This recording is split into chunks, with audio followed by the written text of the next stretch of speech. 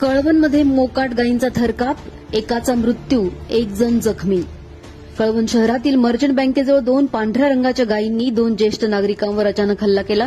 या हल्ल्यात 70 वर्षीय श्री भालचंद्र रघुनाथ मालपुरे यांचा दुर्दैवी मृत्यू झाला असून दुसरे एक ज्येष्ठ नागरिक गंभीर जखमी झाले आहेत.